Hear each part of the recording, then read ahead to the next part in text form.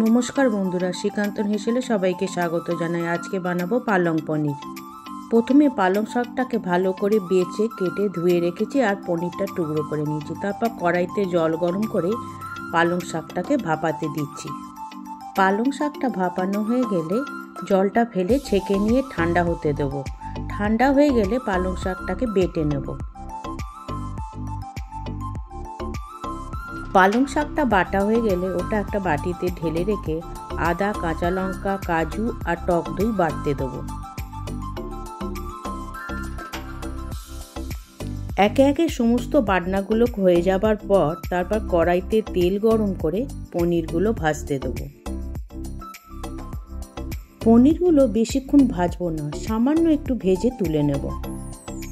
সমস্ত পনিরগুলো তোলা হয়ে যাবার পর ওই তেলেতেই শুকনো লঙ্কা, ছোটো এলাচ, লবঙ্গ আর দারচিনি দিয়ে একটু ভেজে নেব। তারপর দিয়ে দেবো আদা, কাঁচা লঙ্কা, কাজু আর টক দইয়ের পেস্টটা, আর মিক্সারের বাটিতে একটু জল দিয়ে সেটাও ঢেলে দেবো।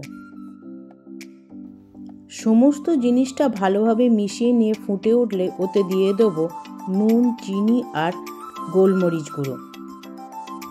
নুন, চিনি আর গোলমরিচ গুঁড়োটা ভালো করে মিশিয়ে নেবার পর ওতে দিয়ে দেবো বেটে রাখা পালং শাকটা, সেটা দিয়েও ভালোভাবে মিশিয়ে নেব।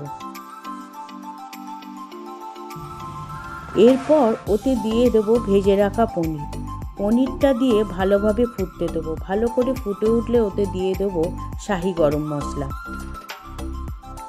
গরম মশলা দেবার পর সমস্ত জিনিসটা ফুটে ঘন হয়ে এলে ওতে দিয়ে দেবো ফ্রেশ ক্রিমটা ভালো করে মিশিয়ে নিয়ে গ্যাসের আঁচটা বন্ধ করে দিয়ে চাপা দিয়ে কিছুক্ষণ রেখে দেবো। তৈরি হয়ে গেল পালং পনির। চলুন তাহলে ভিডিওটা আজ এখানেই শেষ করি। আমার রান্না যদি আপনাদের ভালো লাগে অবশ্যই একটা লাইক, কমেন্ট, শেয়ার এবং সাবস্ক্রাইব করে দেবেন।